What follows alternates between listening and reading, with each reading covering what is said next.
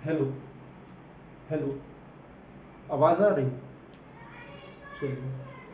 तो आज का हमारा नया टॉपिक है जो सेल है। हम आज का नया टॉपिक सेल को पढ़ेंगे।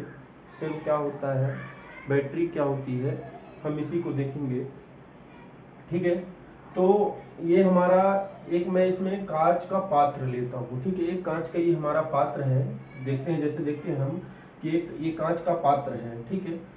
इस कांच के पात्र में, या मर्तवान बोलते हैं, या इसे पॉट बोलते हैं। ठीक है।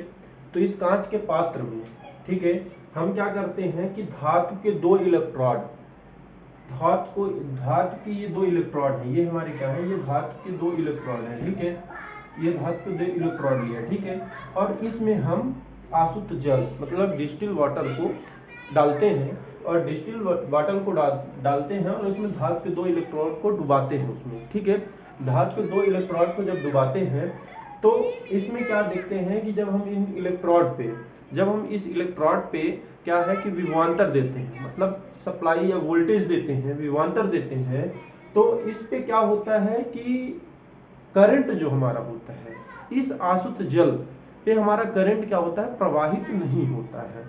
मतलब हमारा धारा जो है वो विद्युत धारा प्रवाहित नहीं होता है। ठीक है। तो जब इसमें विद्युत धारा प्रवाहित नहीं होता है तो इस पे हम क्या करते हैं कि इस पे हम NaCl क्या करते हैं, मिलाते हैं। ठीक है। और धारा क्यों प्रवाहित नहीं होता, आसुत जल में धारा क्यों नहीं प्रवाहित होता है? रीजन क्या है कि आसुत जल जो है उसमें आयंस मौजूद नहीं होते हैं। और सबसे बड़ा फंडामेंटल हमारा ये चीज है कि जो हमारा इलेक्ट्रोलाइट होता है, जो हमारा इलेक्ट्रोलाइट होता है, उसमें क्या होता है कि जो धारा का प्रवाह होता है वो आयंस के द्वारा होता है। किसके कारण होता है? आयन के कारण होता है। ठीक है। तो हमारा आसुत जल है तो इसमें आयन तो मौजूद नहीं होते हैं, तो इसके लिए हमें क्या करना पड़ता है कि NaCl मतलब कहना चाहिए नमक, इसमें हम इस आसुत जल में मिलाते हैं। तो जो ये Na है वो Na धन आयन, और Cl जो होता है वह ऋण आयन, दो आयन उत्पन्न होते हैं। ठीक है, एक Na पॉजिटिव आयन एक इलेक्ट्रोड पे, और एक Cl नेगेटिव आयन एक इलेक्ट्रोड पे उत्पन्न होता है, जिनके कारण मतलब जिनके कारण क्या होता है कि इसमें धारा प्रवाहित होता है। और डिजिटल वाटर जो होता है, प्लेन डिजिटल वाटर जो होता है, मतलब कहना चाहिए आसुत जल होता है, उस पे कहना चाहिए कि विद्युत धारा प्रवाहित नहीं होती, वो विद्युत का क्या होता है, कुचालक होता है। ठीक है, जो आसुत जल होता है हमारा वह विद्युत का कुचालक होता है। ठीक है, इसके द्वारा इसमें जब इसमें हम NaCl मिला देते हैं और इसमें आयंस उत्पन्न हो जाते हैं, तो जिसके कारण इसमें धारा का प्रवाह होने लगता है। ठीक है, धारा का प्रवाह होने लगता है और वह विद्युत ऊर्जा को रासायनिक ऊर्जा में परिवर्तित करने लगता है। ठीक है, तो क्या करते हैं, इसमें NaCl मिला दिए, जिसके कारण आयंस हमें उत्पन्न हुए, और आयंस के कारण ही धारा प्रवाहित, मतलब कहना चाहिए विद्युत ऊर्जा जो हम विद्युत ऊर्जा देते हैं, और करंट के प्रवाह के कारण विद्युत ऊर्जा रासायनिक ऊर्जा में परिवर्तित हो जाती है। ठीक है, फिर ऐसे तरल पदार्थ, मतलब ऐसा लिक्विड, ऐसा तरल पदार्थ जिनमें आयंस के कारण, ऐसा तरल पदार्थ जिसमें आयंस के कारण विद्युत धारा का यानी करंट का प्रवाह होता है, उसे हम इलेक्ट्रोलाइट बोलते हैं। उसे हम क्या कहते हैं, इलेक्ट्रोलाइट। मतलब जो जिसमें हमारा किसके कारण होता है, आयंस के द्वारा होता है। जैसे हम चालक लेते हैं, कंडक्टर लेते हैं, या मेटल धातु लेते हैं, उसमें जो हमारा करंट का प्रवाह होता है वो हमारा इलेक्ट्रॉन के कारण होता है। ठीक है, किसके कारण होता है, इलेक्ट्रॉन के कारण होता है। ठीक है, और जो हमारा सेमीकंडक्टर मटेरियल होता है, अर्धचालक मटेरियल मतलब अर्धचालक पदार्थ जो होता है, उसमें करंट का जो प्रवाह होता है उसमें इलेक्ट्रॉन और होल्स के कारण होता है। ठीक है, किसके कारण होता है, इलेक्ट्रॉन और होल्स के कारण होता है। ठीक है, और जैसा हमारा गैस है, गैस में जो हमारा धारा का प्रवाह होता है, तो गैस में धारा का प्रवाह हमारा होता है ये धन आयन और ऋण आयन प्लस इलेक्ट्रॉन के कारण होता है। किसके किसके कारण होता है, धन आयन, ऋण आयन और इलेक्ट्रॉन के कारण होता है। गैस में हमारा जो धारा का प्रवाह होता है वह धन आयन और ऋण आयन और किसके द्वारा होता है, इलेक्ट्रॉन के द्वारा होता है। ठीक है, तो ये बात आपको समझ में आ गई होगी कि मतलब अर्धचालक में होता है तो अर्धचालक में इलेक्ट्रॉन और होल्स के कारण होता है, और कंडक्टर पदार्थ जो होता है, जो हमारा मेटल धातु होता है, उसमें इलेक्ट्रॉन के कारण होता है। और जो इलेक्ट्रोलाइट होता है, इलेक्ट्रोलाइट में क्या होता है, धारा का प्रवाह जो होता है वो आयंस के द्वारा होता है। अब चाहे हम कोई भी सेल लेंगे या कोई भी सेल हम बनाएंगे, या मतलब जैसे हमारा वोल्टाइक हो गया, या फिर लेड एसिड सेल हो गया, या फिर निकल कैडमियम सेल हो गया, या फिर कोई भी सेल हो गया, उसमें हमारा जो धारा का प्रवाह होगा वह सिर्फ इन्हीं आयंस के कारण होता है। और इन्हीं आयंस को हम मतलब कहना चाहिए इलेक्ट्रोलाइट, जो तरल पदार्थ आयंस के द्वारा धारा प्रवाहित होता है उसे तो इलेक्ट्रोलाइट बोलते हैं। तो जो इलेक्ट्रोलाइट, इसी इलेक्ट्रोलाइट का यूज हम करेंगे और इन्हीं इलेक्ट्रोड मतलब यूज करके हम सेल बनाएंगे, फिर बैटरी बनाते हैं। ठीक है, तो अब हम इसका देखते हैं। फिर ये क्या है कि सेल जो होता है, हमारा सेल होता है, सेल क्या होता है, सेल एक सिर्फ ईएमएफ मतलब किसका, वोल्टेज या ईएमएफ का स्रोत है। जैसे हमारे पास लाइट नहीं है या बिजली नहीं है, या फिर कई ऐसे उपकरण हैं जो जिनमें हम सप्लाई नहीं देते हैं, उनमें हम सेल यूज करते हैं।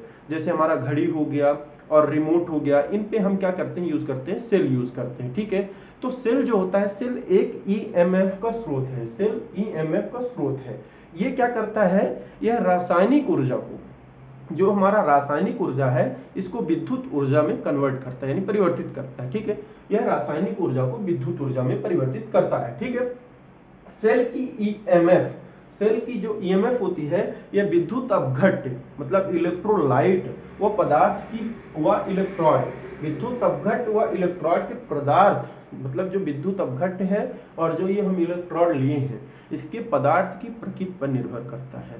ठीक है, हमने क्या बोला, सेल का जो ईएमएफ है वह इलेक्ट्रोलाइट व इलेक्ट्रॉड के पदार्थ की प्रकृति पर निर्भर करता है।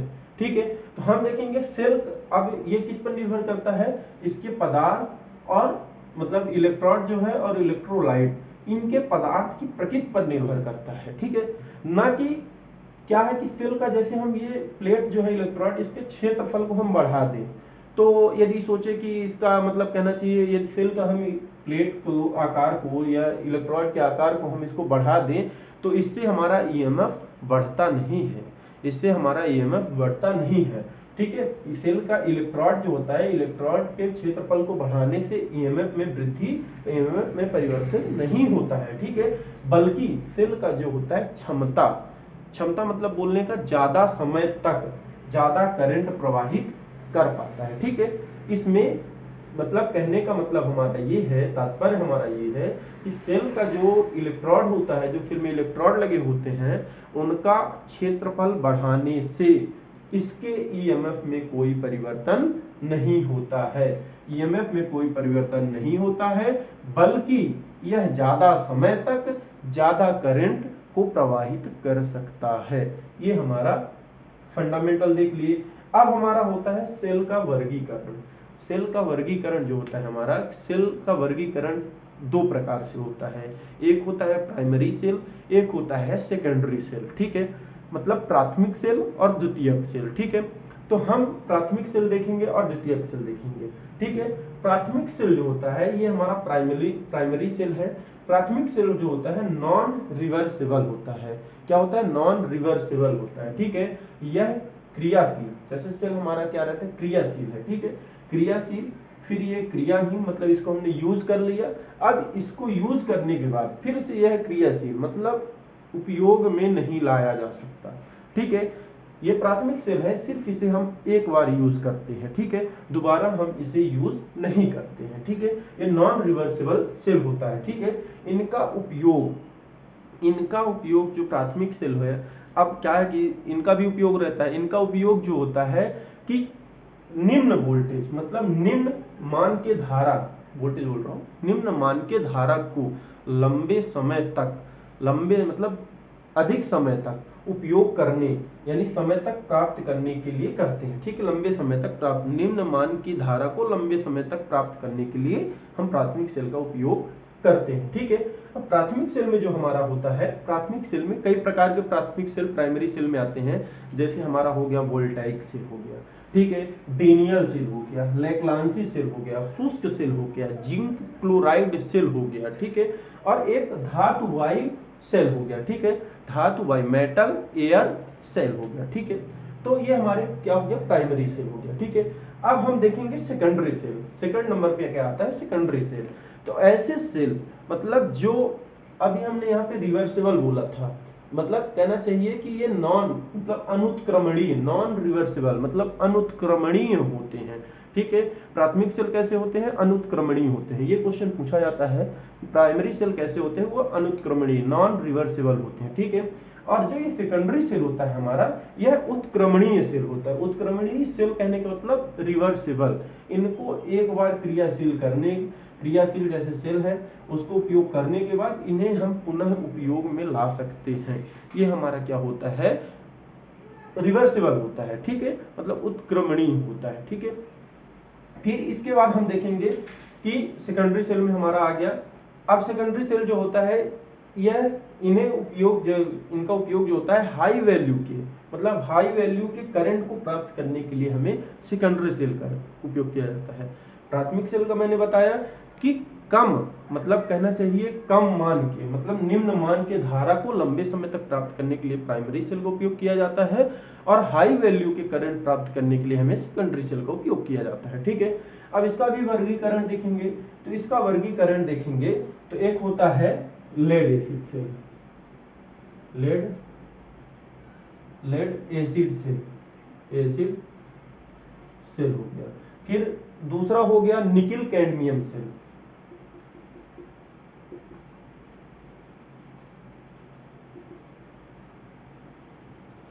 हो गया। ठीक है, फिर दो और ये तीसरे नंबर पे हमारा हो गया लिथियम आयन सेल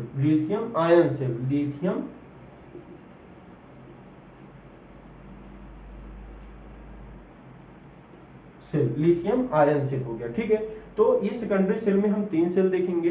इन्हीं तीनों सेल से क्वेश्चन अधिकतर ये आपका लेड एसिड सेल से क्वेश्चन पूछता है, लेड एसिड सेल से अधिकतर क्वेश्चन पूछता है।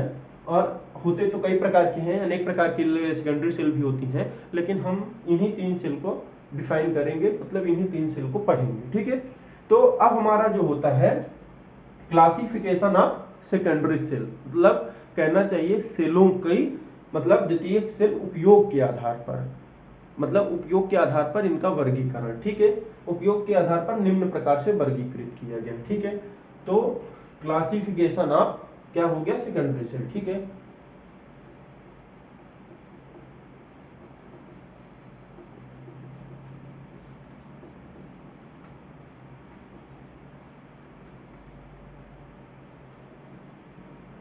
Classification of secondary cell. ठीक है, तो क्लासिफिकेशन ऑफ सेकेंडरी सेल में देखेंगे ये 2 प्रकार के होते हैं, मतलब निम्न प्रकार के मैंने अभी बोला वर्गीकृत किया गया। पहला होता है ऑटोमोबाइल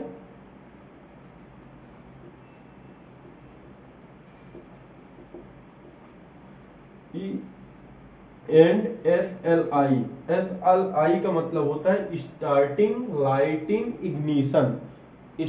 लाइटिंग इग्निशन होता है। ठीक है, SLI, ठीक है, कि SLI, ठीक है, बैटरी हो गया। ठीक है, ऑटोमोबाइल SLI बैटरी हो गया। ठीक है, स्टार्टिंग लाइटिंग इग्निशन हो गया। ठीक है, तो ये जो हमारा होता है इसका उपयोग होता है स्टार्टिंग लाइटिंग SLI जो ऑटोमोबाइल हमने बताया, इसका उपयोग गाड़ियों में स्टार्टिंग लाइटिंग इग्निशन के लिए हम करते हैं।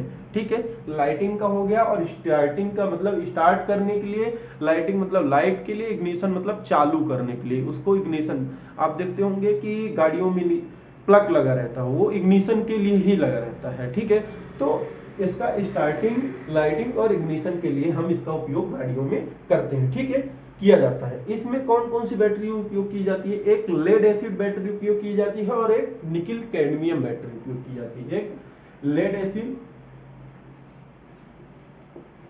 और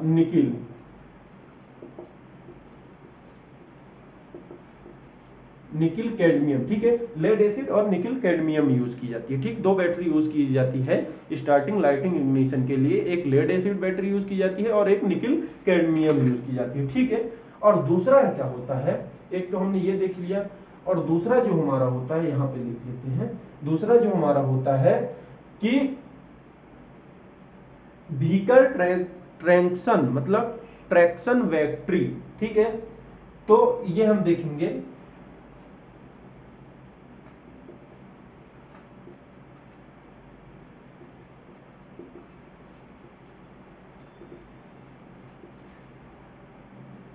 और मोटिव पावर और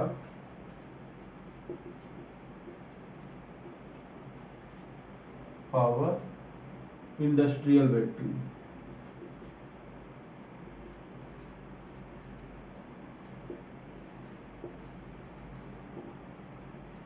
इसका कहने का मतलब गाड़ियों में या इंडस्ट्रियल मतलब उद्योगशालाओं जिनमें हम इंडस्ट्रियल मतलब प्लांट वगैरह में जो यूज करते हैं, ये इसका सेकेंडरी, ठीक है, मतलब उपयोग के आधार पर। तो पहला हमने देख लिया ऑटोमोबाइल एसएलआई बैटरी देख लिया, स्टार्टिंग लाइटिंग इग्निशन बैटरी देख लिया, दूसरा व्हीकल ट्रैक्शन बैटरी और motive power and industrial battery, ठीक है। तो ये दूसरा है, ठीक है।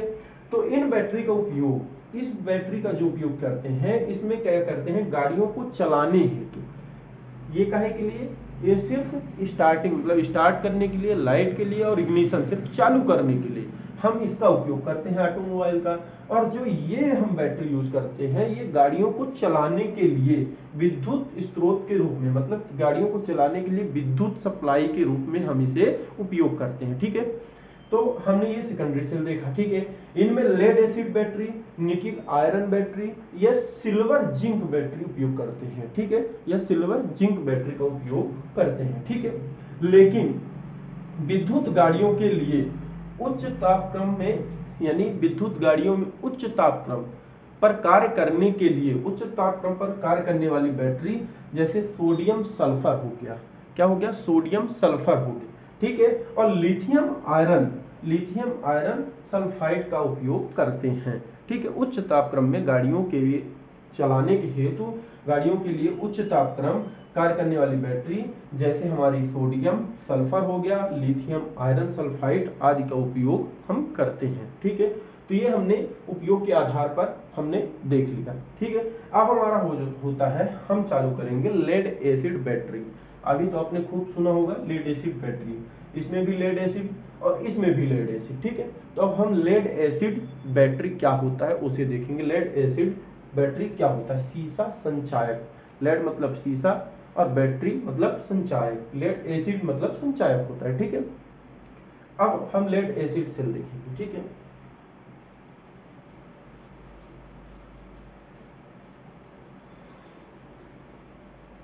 तो लेड एसिड सेल का क्या होता है कि ये हमारा एक कंटेनर यानी पात्र हम लेंगे, इसमें भी एक कंटेनर हम लेंगे,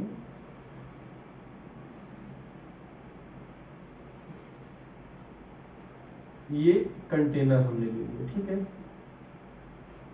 ये हमने कंटेनर ले लिया यानी पात्र, और जो इसका पात्र होता है, जो इसका कंटेनर होता है, वो वेल्केनाइज्ड रबर का होता है, या फिर होता है मोल्डेड हाई रबर, मतलब मोल्डेड हाई रबर, या होता है मोल्डेड प्लास्टिक होता है, या फिर ग्लास का, या फिर इसमें सेरेमिक या सेल्यूलाइड का बनाया जाता है, काहे का, सेरेमिक या सेल्यूलाइड का बनाया जाता है, ठीक है, ठीक है, सेरेमिक और सेल्यूलोइड को बनाया जाता है। ये क्या होते हैं, ये सभी कुचालक हैं, क्या होते हैं, कुचालक हैं, ये चालक नहीं है, ठीक है, ये कुचालक है, ठीक है।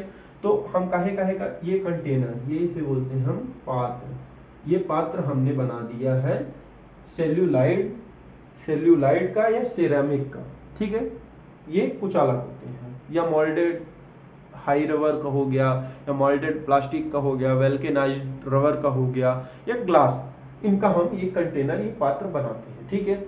इस पे क्या करते हैं, ये हमारा इलेक्ट्रोड होता है, इसमें भी दो इलेक्ट्रोड हम क्या करते हैं, दो इलेक्ट्रोड को, ये दो इलेक्ट्रोड को हम डालते हैं इसमें, इस कंटेनर के अंदर दो इलेक्ट्रोड को विद्युत अपघट्य के अंदर, ये हमारा क्या होता है, ये विद्युत अपघट्य होता है, ठीक है।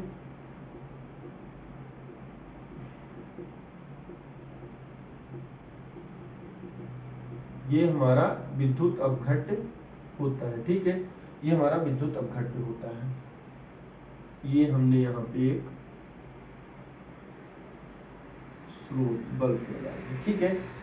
अब ये हमारा ये प्लस हो गया, ये माइनस हो गया। माइनस हमारा क्या होता है, कैथोड होता है। एक कैथोड इलेक्ट्रोड हो गया, एक एनोड, एक कैथोड इलेक्ट्रोड हो गया, एक एनोड हो गया, ठीक है।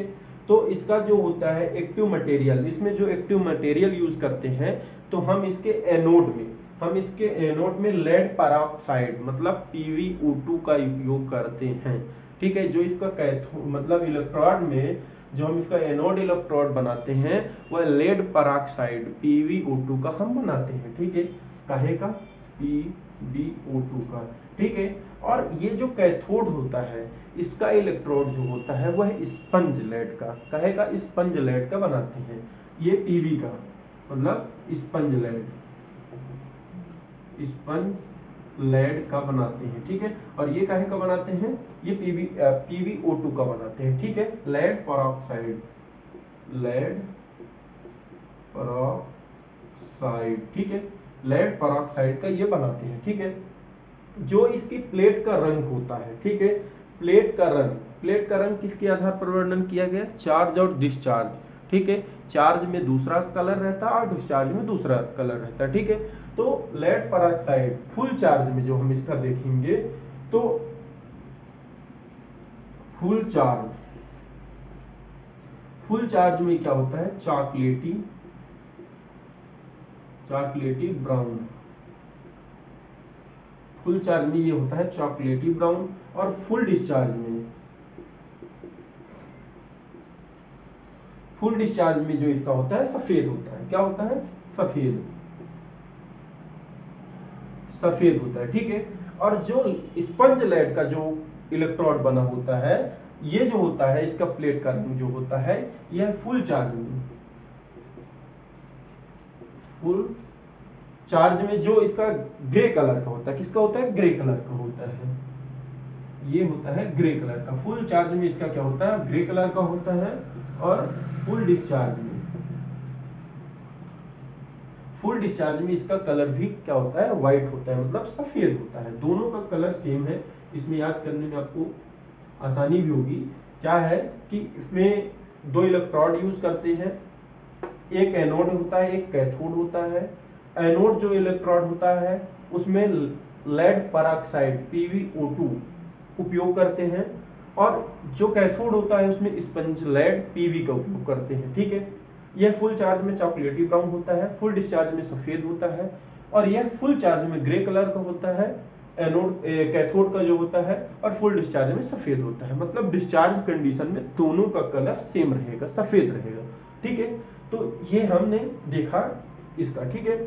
फिर इसके आगे इसमें जो विद्युत अपघट्य मिलाते हैं, इसमें विद्युत अपघट्य मिलाते हैं तनु सल्फ्यूरिक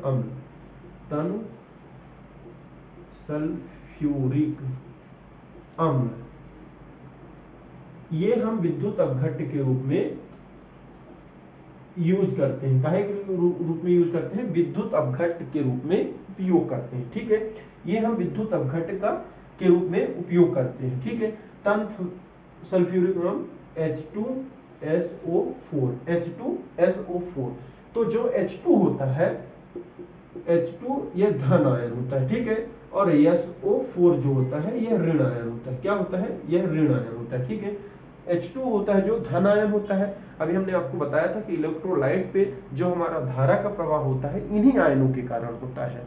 तो अब इसमें हमने सल्फ्यूरिक अम्ल विद्युत अपघट्य के रूप में यूज किया है, और इस विद्युत अपघट्य में दो आयन हमें मिलते हैं, जो एक H2SO4, H2 धन आयन हो गया, SO4 ऋण आयन हो गया। इसी के कारण अब हमारा धारा का प्रवाह होगा, ठीक है।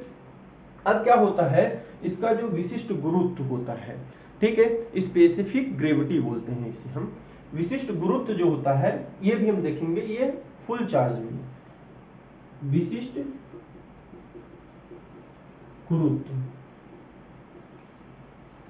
गुरुत्व जो होता है फुल चार्ज में क्या 1280, मतलब 1.28, ठीक है, 1280 होता है, ठीक है, फुल चार्ज में। विशिष्ट गुरुत्व इसका फुल चार्ज में 1280 होता है, ठीक है, और फुल डिस्चार्ज में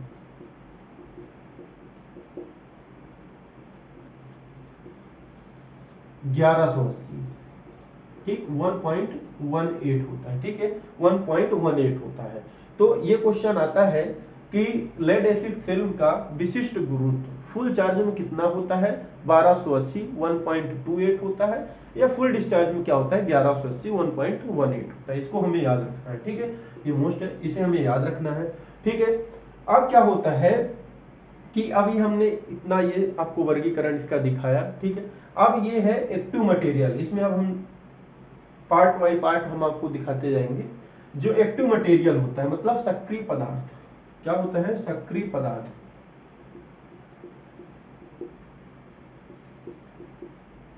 सक्रिय पदार्थ, ठीक, मटेरियल,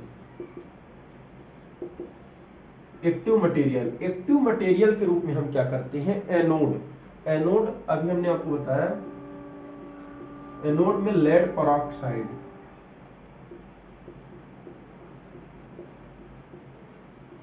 साइड PbO2 का यूज करते हैं, और कैथोड में जो होता है क्या करते हैं, स्पंज लेड, स्पंज लेड, ठीक, इसे नोट करते जाइएगा आप लोग, ठीक है, मैं लिख रहा हूं इधर, नोट करते जाइएगा, पीवी का, ठीक है, स्पंज लेड क्या हो गया, पीवी हो गया, ठीक है। अब हमारा क्या हो गया, ये एक्टिव मतलब सक्रिय पदार्थ है, ठीक, एक्टिव मटेरियल, इन्हीं के कारण जो होता है हमारा मतलब विद्युत ऊर्जा रासायनिक ऊर्जा में परिवर्तित होता है, इन्हीं इलेक्ट्रोड और इन्हीं विद्युत अपघट्ट इलेक्ट्रोलाइट के कारण, ठीक है। तो ये लेड पेरोक्साइड PbO2 हो गया, स्पंज लेड हो गया, और विद्युत अपघट्ट जो होता है हमारा इलेक्ट्रोलाइट, इलेक्ट्रोलाइट जो हो गया हमारा तनु सल्फ्यूरिक H2SO4, ठीक है। तो ये हमारा हो गया सक्रिय पदार्थ, एक्टिव मटेरियल, ठीक है। अब हम देखेंगे एक्टिव पदार्थ मटेरियल के बाद हमने कंटेनर तो आपको बता ही चुका है कि ये मोल्डेड रबर या वल्केनाइज्ड रबर, मोल्डेड प्लास्टिक, या फिर हमारा सेरेमिक या सेल्यूलाइट का बना होता है, क्योंकि ये क्या होते हैं, विद्युत के कुचालक होते हैं। ग्लास का भी बनाते हैं, वो भी विद्युत का कुचालक होता है, ठीक है। तो हम उसका ये पात्र बनाते हैं, कंटेनर बनाते हैं, ठीक। अब जो ये प्लेट होती है, जो इलेक्ट्रोड होती है, इसे प्लेट भी बोलते हैं, इलेक्ट्रोड भी बोलते हैं, ठीक है। तो यह एंटी मोनाइल मतलब एंटी मोनाइल बोलते हैं, एंटी मोनाइल लेड, एंटी मोनाइल लेड की ग्रिड, जाली, ठीक है, जाली को बनाकर इस पे क्या करते हैं, एनोड जो होता है, कैथोड मतलब सक्रिय पदार्थ जो होते हैं, तो इसकी लुगदी इसमें लपेटा जाता है। जैसे सक्रिय पदार्थ लेड पेरोक्साइड PbO2 की इस एनोड का जो ये हमारा प्लेट होता है, इस पे एंटीमोनाइल ग्रिड की जाली बनाकर इस पे इसकी लुगदी पेस्ट को क्या किया जाता है, PbO2 और लेड PB के लुगदी को लगाते हैं। इसमें क्या करते हैं, PbO2 लेड पेरोक्साइड की लुगदी लगाते हैं और इस पे स्पंज लेड का लुगदी लगाते हैं इस इलेक्ट्रोड पे, ठीक है। इसके लुगदी लगाना मतलब इसके ऊपर पेस्ट लगा देना, ठीक है, कहना चाहिए कि इसको पेस्ट लगा देना इसके ऊपर, ठीक है, इन इलेक्ट्रोड के ऊपर, ठीक है। फिर अब सेपरेटर मतलब कहना चाहिए, सेपरेटर का मतलब क्या होता है, पृथककारी, पृथककारी मतलब पृथककारी से ही आपको उसकी शब्द से ही आपको पता चल रहा होगा, किसी को पृथक करना मतलब अलग करना, ठीक है। पृथककारी का मतलब यूज, सेपरेटर का यूज क्यों किया जाता है, लेड एसिड सेल के प्लेट के मध्य, लेड एसिड सेल जो होता है उसके प्लेट के मध्य शॉर्ट सर्किट ना हो, जैसे दो इलेक्ट्रॉन है इसके मध्य शॉर्ट सर्किट ना हो। अभी दो इलेक्ट्रोड है, जब हम इसका बड़ा बनाते हैं या इसका संयोजन मतलब सेलों का श्रेणी क्रम संयोजन या पैरेलल संयोजन हम देखेंगे, इसमें कई इलेक्ट्रोड लगे रहते हैं, ठीक है। तो इस पे देखते हैं हम कि इनका क्या करना है, क्या है कि इनके मध्य शॉर्ट सर्किट ना हो, ठीक है। इसके लिए हम इसका उपयोग करते हैं सेपरेटर, इनके मध्य क्या यूज करते हैं, पृथककारी का उपयोग करते हैं, ठीक है। कुचालक पदार्थ, और सेपरेटर जो होता है प्लेट होता है वो कुचालक पदार्थ होता है। कुचालक पदार्थ जैसे हमने ले लिया, लकड़ी ले लिया, कांच ले लिया, रबर ले लिया, ठीक है, प्लास्टिक आदि हम सेपरेटर के रूप में उपयोग करते हैं, ठीक है, आदि हम सेपरेटर के रूप में उपयोग करते हैं, ठीक है। ये सभी क्या होते हैं, पोरस होते हैं, ये सभी क्या होते हैं, पोरस। पोरस मतलब छिद्र युक्त होते हैं, ठीक है। यदि हम सेपरेटर लगा देंगे तो इधर इलेक्ट्रोलाइट मतलब अलग अलग हो जाएगा, ठीक है। कहने का मतलब कि ये सब छिद्र युक्त होते हैं। इसका मतलब इलेक्ट्रोलाइट इसके बीच में यहाँ पे सेपरेटर यूज कर दिए, ये सब छिद्र युक्त होते हैं, ठीक है। इलेक्ट्रोलाइट का बहाव होता रहता है, ठीक है। सिर्फ क्या होता है, ये शॉर्ट सर्किट को रोकता है। सेपरेटर हमारा जो होता है, पृथककारी होता है, वो शॉर्ट सर्किट को रोकता है, ठीक है।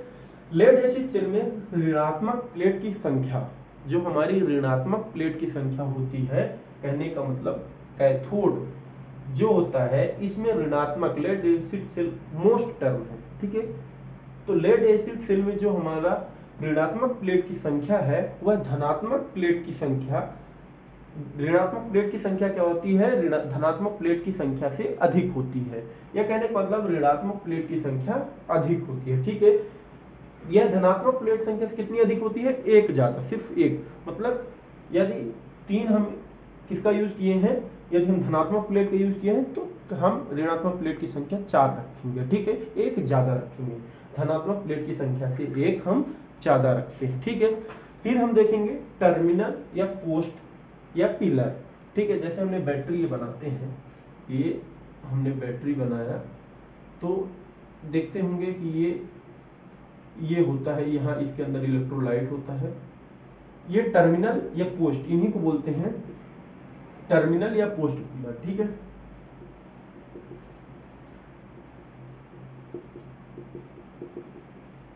टर्मिनल या पोस्ट पिलर बोलते हैं, ठीक है। ये होता है हमारा टर्मिनल या पोस्ट पिलर होता है, ठीक है। सेल की बाहरी लोड को जोड़ने के लिए टर्मिनल या पोस्ट पिलर का उपयोग किया जाता है, ठीक है। टर्मिनल या पोस्ट पिलर का उपयोग करते हैं, ठीक है। इनकी क्या होता है कि अब हम तो मतलब यहाँ पे इसको कहने का मतलब कि ये पोस्ट या टर्मिनल पोस्ट पिलर जो भी बोलते हैं, इसे हमने तो यहाँ पे लगा दिया, लेकिन इसकी पहचान कैसे करेंगे, कौन सा एनोड है कौन सा कैथोड है, ठीक है।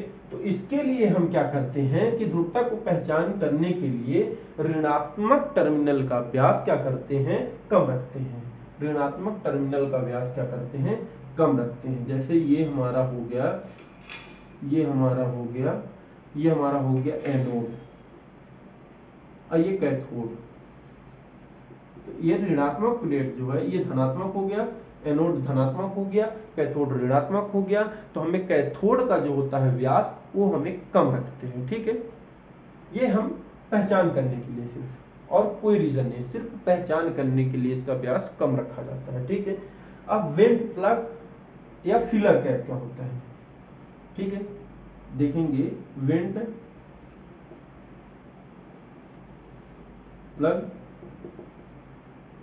फिलर कैप, वेंट प्लग या फिलर कैप, ठीक है। ये रबर या प्लास्टिक का ढक्कन होता है। मतलब देखते होंगे अधिकतर बैटरी वगैरह आपने कभी देखा होगा या खोला होगा, गाड़ियों में लगा रहता है अधिकतर। तो ये हम देखते हैं कि वेंट प्लग का उपयोग जो होता है यह प्लास्टिक या रबर का ढक्कन होता है। मतलब इसका काम क्या होता है, इसका उपयोग मुक्त गैस, जो हमारे इसकी सेल के अंदर या बैटरी के अंदर जो मुक्त गैसें होती है, जब रासायनिक क्रिया होती है तो उनमें गैसें भी उत्पन्न होती हैं, उन मुक्त गैस को बाहर निकालती है। क्या ये फिलर गैप का काम ही है कि जो मुक्त गैस है अंदर उनको बाहर, या फिर क्या करते हैं, आसुत जल या हम डिजिटल बॉटल को जब उसमें डालते हैं तो उसके लिए हम इसी फिलर कैप को ओपन करके इसे हाइड्रोमीटर द्वारा मतलब कहना चाहिए कि हाइड्रोमीटर द्वारा तो इसकी रीडिंग लेते हैं, लेकिन जो आसुत जल डालते हैं तो इसी के द्वारा डालते हैं, और रीडिंग भी लेते हैं तो इसी फिलर गैप का ढक्कन खोल के हम हाइड्रोमीटर द्वारा इसकी रीडिंग लेते हैं, ठीक है। अब हम इसमें देखेंगे इसकी विशेषता क्या है, लेड एसिड सेल की विशेषता। तो लेड एसिड सेल की विशेषता हम देखेंगे, ठीक है। तो इधर ही साइड बिठा देते हैं, उधर तो अभी डायग्राम बना हुआ है, नोट कर लीजिए, इसको नोट करना है। विशेषताएं, अब विशेषताएं हम देखेंगे तो फर्स्ट नंबर पे है ईएमएफ हम देखेंगे, ठीक है। लेड एसिड सेल का जो ईएमएफ होता है ओपन कहना चाहिए ओपन सर्किट वोल्टेज पे 2.2 वोल्ट होती है लेड एसिड सेल का ईएमएफ या ओपन सर्किट वोल्टेज। ठीक है, ओपन सर्किट वोल्टेज क्या होती है 2.2 वोल्ट होती है लेड एसिड सेल का, या कहना चाहिए ईएमएफ 2.2 वोल्ट होती है। ठीक है, फिर इसका जो आंतरिक प्रतिरोध होता है, इस पे अब आंतरिक प्रतिरोध देखेंगे। इसका आंतरिक प्रतिरोध जो होता है बहुत कम होता है, 0.01 ओम होता है। कितना होता है 0.01 ओम होता है। लेड एसिड सेल की ईएमएफ जो होता है 2.2 वोल्ट होता है और इसका आंतरिक प्रतिरोध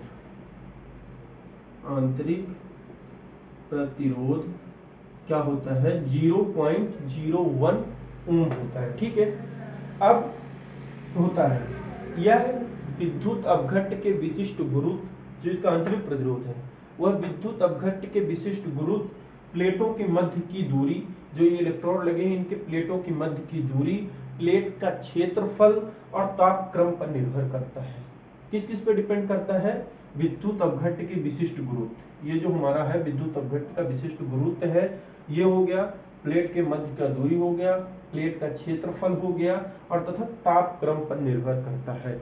ये क्वेश्चन पूछ चुका है कई बार कि जो सेल का आंतरिक प्रतिरोध है वो किस पर निर्भर करता है। तो ये हमें याद रखना है कि ये प्लेटों की मध्य की दूरी, और इसमें जो हम विशिष्ट गुरुत्व, विद्युत अपघट्ट का विशिष्ट गुरुत्व होता है और प्लेटों का क्षेत्रफल वह तापक्रम पर डिपेंड करता है, मतलब इसी पे निर्भर होता है। ठीक है, कहने का मतलब। अब जो हम देखते हैं टर्मिनल वोल्टेज, क्या देखते हैं टर्मिनल वोल्टेज। तो full charge lead acid cell का जो टर्मिनल वोल्टेज होता है वह होता है 2.1 वोल्ट।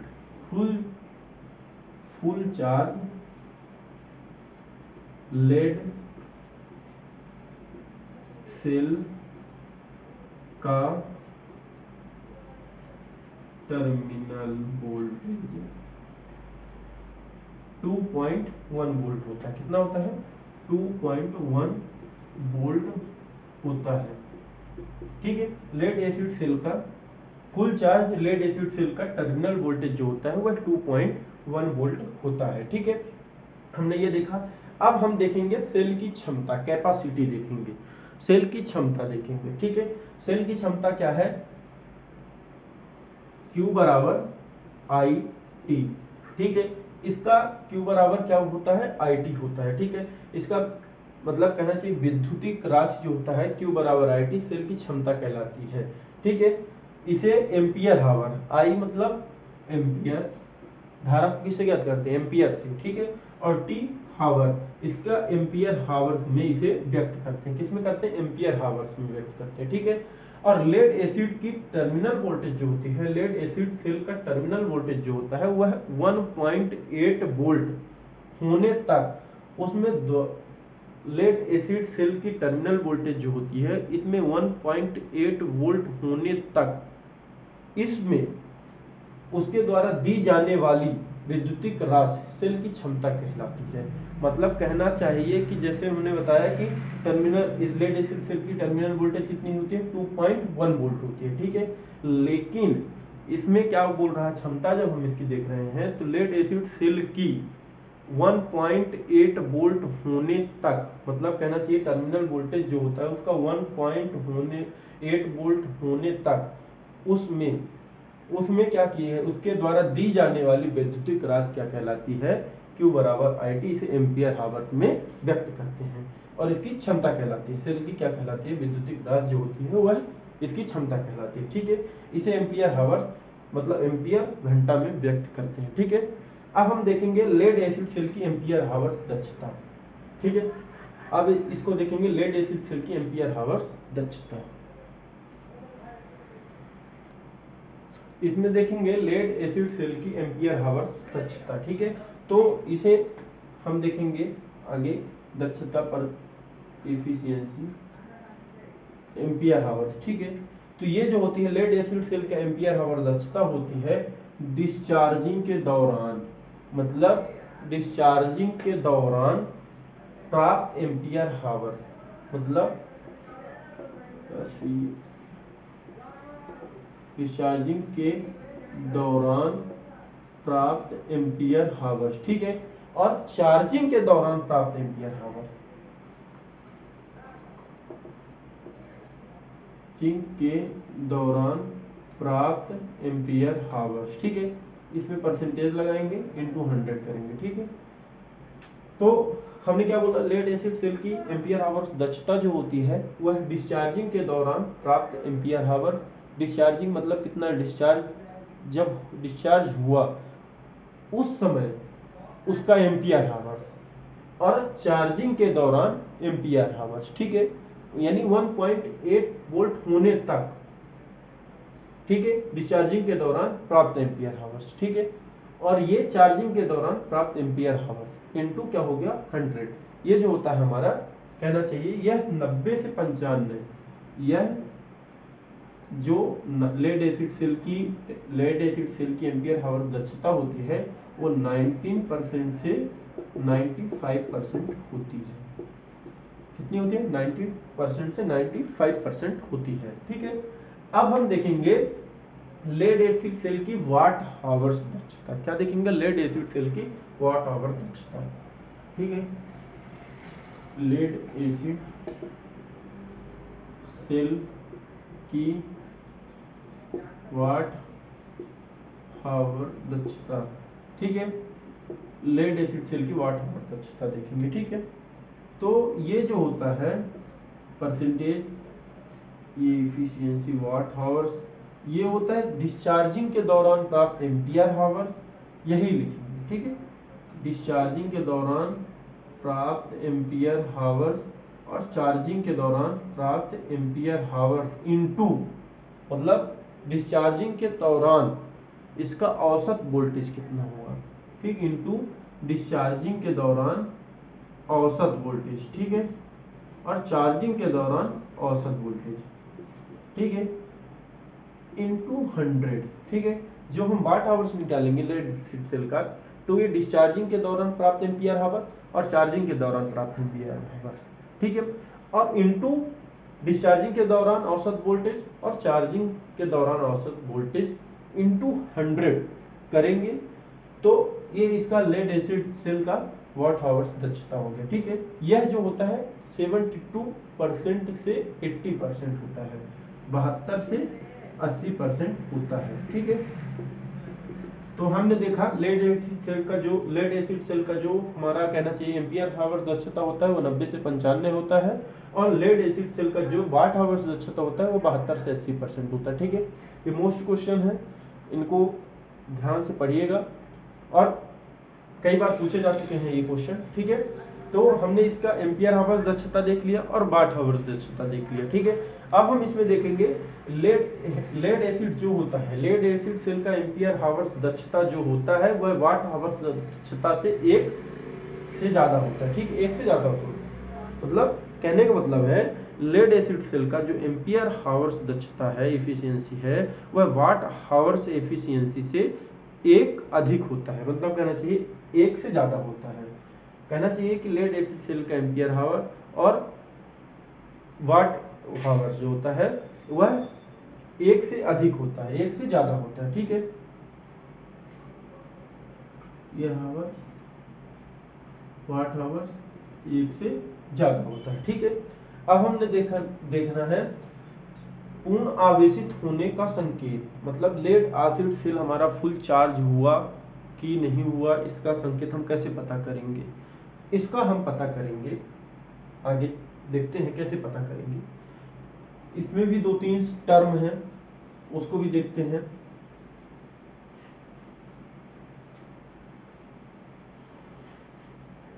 तो पहला है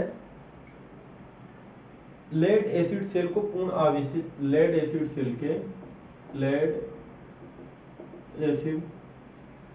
के पूर्ण आवेशित होने का संकेत, ठीक है, संकेत लेड एसिड सेल के पूर्ण आवेशित होने यानी फुल चार्ज होने का संकेत पहला क्या होता है, टर्मिनल वोल्टेज के द्वारा। इसका पता हम किसके द्वारा कर लेते हैं, टर्मिनल वोल्टेज के द्वारा कर लेते हैं, ठीक है। और इसके लिए हम क्या करते हैं, टर्मिनल वोल्टेज मापने है तो लोड टेस्टर का यूज करते हैं, किसका, लोड टेस्टर का यूज करते हैं, ठीक है। इससे हमें पता चल जाता है कि ये फुल चार्ज है कि नहीं है, पूर्ण आवेशित है कि नहीं है। दूसरा क्या करते हैं, विद्युत अपघट्य के विशिष्ट गुरुत्व के कारण हम पता लगा देते हैं, विद्युत अपघट्य के विशिष्ट गुरुत्व। ठीक है, हमने बताया है कि ये फुल चार्ज में कितना होता है 1280 होता है, और फुल डिस्चार्ज में कितना होता है 1180 होता है, मतलब 1.18 वोल्ट होता है। ठीक है, और स्पेसिफिक ग्रेविटी मापने के लिए हम इसका विशिष्ट गुरुत्व मापने के लिए इसका यूज करते हैं, हाइड्रोमीटर का यूज करते हैं। इसका हाइड्रोमीटर का उपयोग करते हैं। ठीक है, तो हमने क्या देखा कि इसे टर्मिनल वोल्टेज के द्वारा पता लगा सकते हैं, और ये इसके विशिष्ट गुरुत्व के द्वारा पता लगा सकते हैं। ठीक है, अब इसका हाइड्रोमीटर, जो हम हाइड्रोमीटर से इसका हम पूर्ण आवेशित का पता लगाते हैं, वो कैसे लगाते हैं। ये हमारा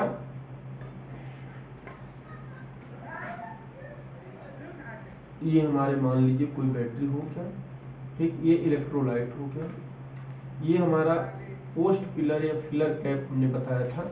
अब इस पे हमने ये टर्मिनल बोल्ट बताया था। ठीक है, अब ये हमारा जो होता है फिलर कैप, जो हमने फिलर कैप बताया था, ये फिलर कैप हमने बताया था, विंड प्लग या फिलर कैप हमने बताया था। ठीक है, इसी में क्या करते हैं कि जो हमारा हाइड्रोमीटर होता है, ठीक है, हाइड्रोमीटर को हम डालते हैं इसके अंदर।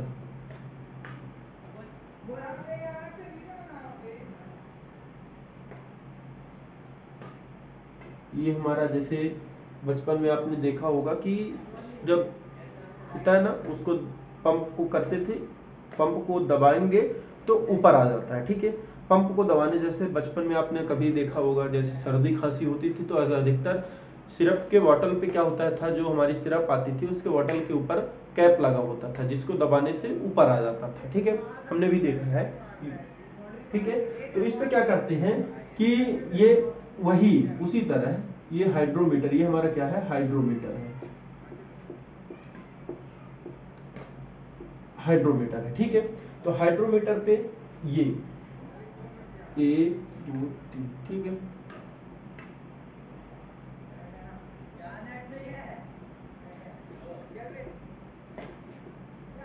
ठीक है, तो इसमें होता है रेड येलो ग्रीन, ये होता है रेड, ये होता है येलो, ये होता है। तो इसमें कैसे पता लगाते हैं, जो हमारा रेड होता है वो फुल डिस्चार्ज होता है, क्या होता है, फुल,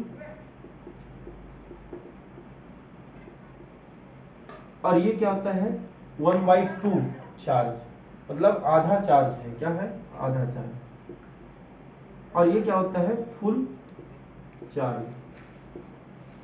तो इसमें क्या होता है, जो ग्रीन हमारा होता है ये फुल चार्ज होता है, और जो हमारा येलो होता है वो हाफ चार्ज होता है, और रेड होता है वो फुल डिस्चार्ज होता है। इसके कारण हम हाइड्रोमीटर को, इसको पंप को दबाएंगे, ये हमारा जो इलेक्ट्रोलाइट होता है ऊपर आता है, और ये जब रेड पे आता है तो ये फुल डिस्चार्ज होता है, और जब येलो रहता है ये 1.2 मतलब आधा चार्ज रहता है, और ग्रीन रहता है तो ये फुल चार्ज की स्थिति में रहता है। ठीक है, इसके द्वारा हम इसका पता लगाते हैं। ठीक है, तो हमने देखा कि लेड एसिड सेल का पूर्ण आवेशित होने का संकेत, मतलब पूर्ण फुल चार्ज होने का पता इनके द्वारा लगाया जा सकता है। ठीक है, टर्मिनल वोल्ट के द्वारा, विद्युत अपघट्य के विशिष्ट गुरुत्व के कारण।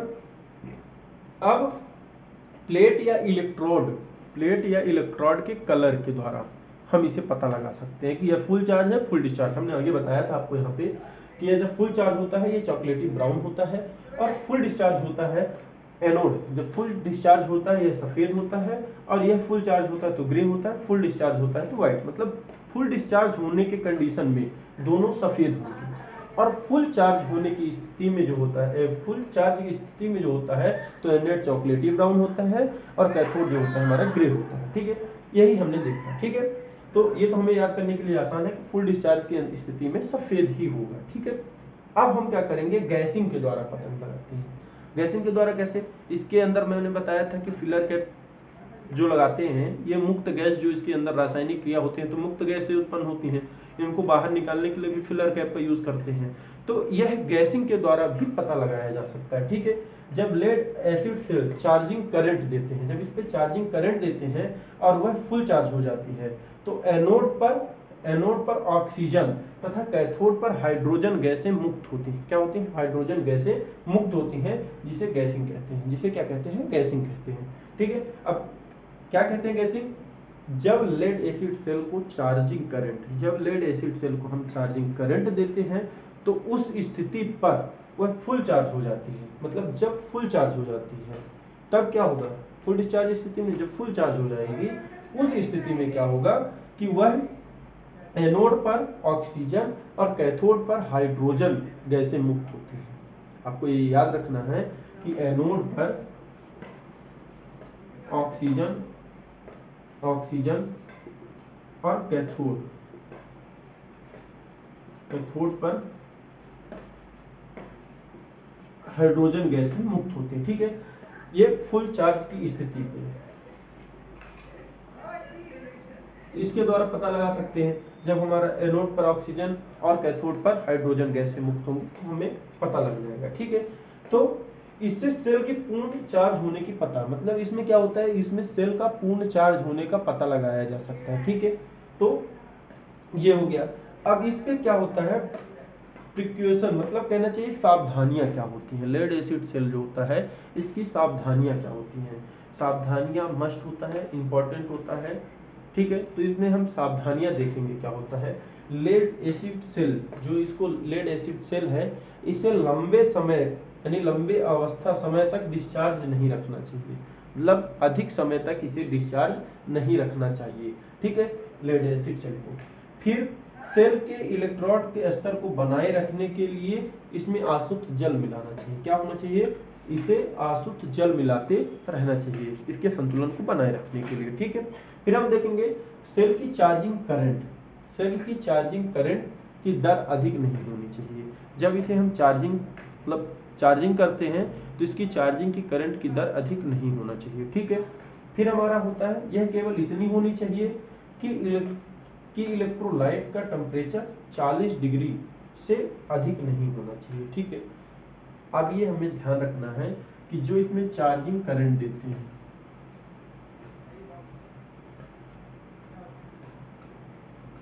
जो चार्जिंग करंट देते हैं यह हमारा क्या होना चाहिए कि अधिक नहीं होना चाहिए, यह 40 डिग्री सेल्सियस से कम होना चाहिए, कम होना चाहिए। 40 डिग्री से अधिक नहीं होना चाहिए, 40 डिग्री से कम होना चाहिए। ठीक है, सेल के टर्मिनल, जो सेल है इसके टर्मिनल को आपस में शॉर्ट नहीं करना चाहिए। ठीक है, सेल के टर्मिनल को ऑक्सीकरण के क्षरण की सुरक्षा, सेल का जो है टर्मिनल के ऑक्सीकरण यानी क्षरण से बचाने के लिए इसमें किसको, पेट्रोलियम जेली लगा के रखना चाहिए। क्या, पेट्रोलियम जेली लगा के रखना चाहिए। और इसे कहना चाहिए कि इसके जो सेल का बाहरी आवरण है इसको साफ करने के लिए अमोनिया या फिर बेकिंग सोडा का उपयोग करते हैं। किसका, अमोनिया या बेकिंग सोडा का उपयोग करते हैं। ठीक है, फिर इलेक्ट्रोलाइट तैयार करते समय लेड एसिड सेल को धीरे धीरे मिलाना चाहिए। इस स्थिति में क्या होता है कि चश्मा, ग्लव्स हाथ में पहनने रहना चाहिए, क्योंकि इसको मतलब जब इस पे मिलाते हैं इसको इलेक्ट्रोलाइट को, इसको धीरे धीरे मिलाना चाहिए, आपके शरीर में नहीं पड़ना चाहिए, नहीं तो वहां पे जला देता है। ठीक है, तो इसलिए इसे धीरे धीरे मिलाना चाहिए। ठीक है, अब हम नेक्स्ट क्लास पे देखेंगे, ये आज का हमारा रहा क्लास, अब इसके आगे कल देखेंगे। ठीक है।